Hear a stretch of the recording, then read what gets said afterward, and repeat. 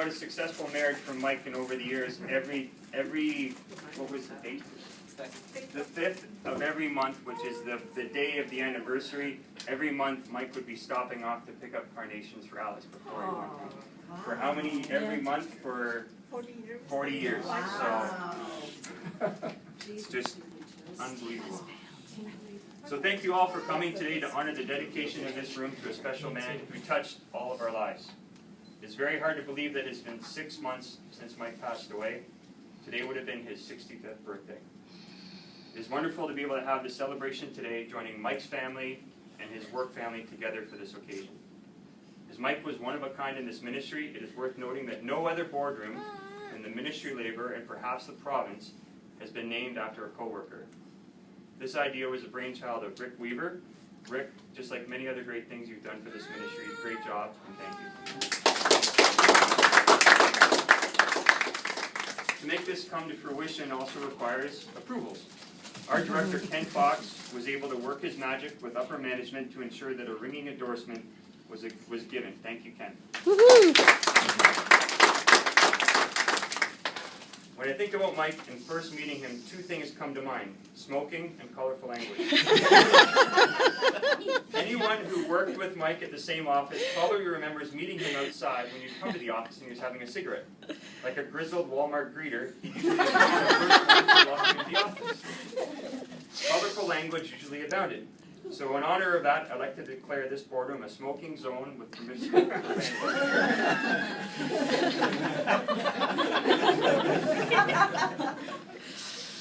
Mike, I bet you never thought you'd be getting a boardroom named after you, especially since you didn't always like being in a boardroom.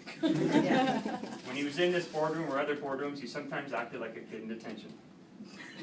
We didn't think a nameplate on the front door would be enough to properly serve to tell future generations of ministry labor employees that who Mike was. So to complete this boardroom, we've come together as a group and had this commission a photo and plaque that will be mounted on the wall, telling everybody. Oh, that's beautiful. Years of service, 1970 to 2012. Mike Bitlowski served the people of Ontario for 42 years in his capacity of monitoring compliance with Ontario's Occupational Health and Safety Act. This room has been dedicated in his honor and reflects the significance of his contribution to the development of the laws that protect the health and safety of the province's workers. Mike enforced those laws through to the final years of his life while he was still with the ministry. Be this a permanent homage to a cherished colleague, friend, and mentor to many. That's beautiful.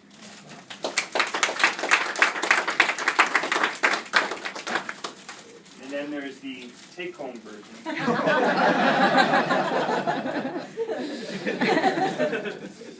Ditto. So, David and Daniel would like to say a few words.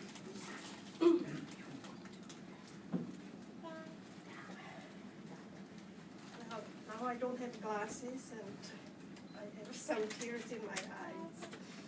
But on behalf of the Bitlowski family, we'd like to extend our greatest appreciation for the invitation to be a part of this very special day.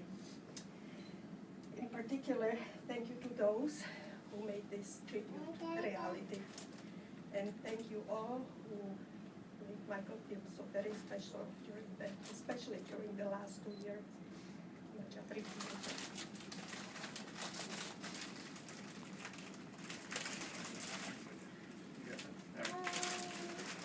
So Steve mentioned today would have been Mike's dad's 65th birthday. And if truth be told, I was dreading this day and what this day would be like without him around for the first time for a long time.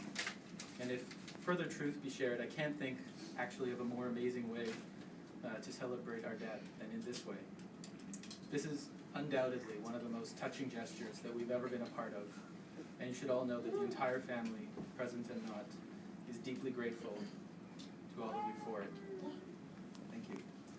We're grateful for the gesture of the room naming, and more than that, grateful for the support over the last several tough months and years, and grateful to you all for being such a big part of Dad's life, and the part of his life that he loved so much. It is said that those who touch our lives stay in our hearts forever, And I guess that phrase is even truer today. To share a bit of a personal anecdote, one of the things that I was never entirely thrilled with was Dad's overt sharing of this tremendous pride that he had for us as his kids, and more recently even more so for his grandkids. You know, the explicit boasting of our accomplishment wasn't a huge issue for us, but as you might expect, it tended to make us a bit uncomfortable from time to time, just being, you know, in our seats. But the reason that I share that story today is because I think it's amazing that this function, what it represents, along with all the thoughts that you've shared with us today and over the last several months, has flipped my perspective on this angst that I had felt in the past, and that we felt in the past, actually. And the tables now have turned 100%, and now it's us here sharing overtly with you all how proud we are of our dad. You know, we're proud of his loyalty, proud of his professionalism, his commitment to a job well done, proud of his infectiously joyful spirit, as some of those pictures there really depict nicely, and proud of the positive impact that he clearly had on so many that he worked with on a day-to-day basis. Because Dad was so committed to his work, the lines between home and work were often blurred. So all of us at 10 Boldmere have fond memories of Dad and a bunch of colleagues, a lot of you are here today, who converted our kitchen table into a boardroom table. Many of those work friends became family friends and people who we've been able to stay close to even since his passing. On a personal note, from my side, one of the most noticeable differences was the lack of Dad's presence on the ski hill this year. We've gone through a year of skiing without him. Even during the previous season that was interrupted by cancer treatments and surgeries, he was there. In almost every way, it simply wasn't the same. Just like this room full of colleagues here today, he was part of a close-knit race crew that was very dear to him.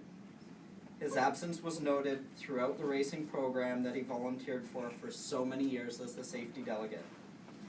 In a fitting tribute at the end of the season banquet, the Mike Budlowski Spitfire Award was created in Dad's memory.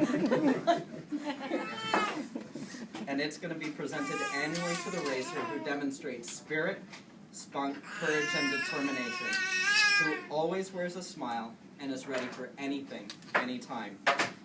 The theme of pride that we have in our dad is exemplified in the tributes that will continue to honor his impact in two areas that he devoted so much time and commitment, here at the ministry and on the ski hill. So it's really powerful to think that his name will serve to label this room for a really, really long time to come, or at least until the lease is up.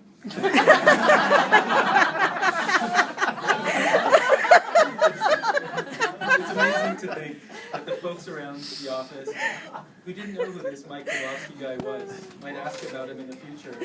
And what's the story behind the name on this plaque outside this room?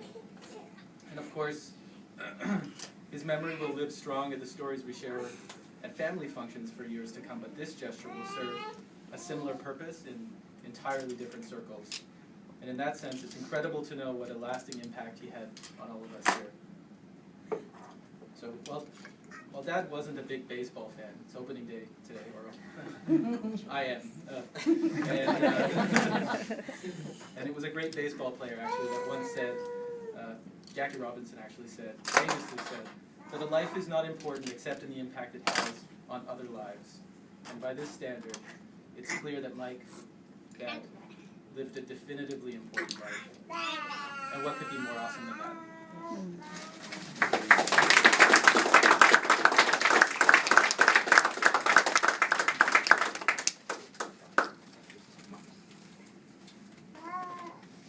We have, the boardroom won't be moved after this week, so even if we had to pack up this room in a truck and move it, it'll stay.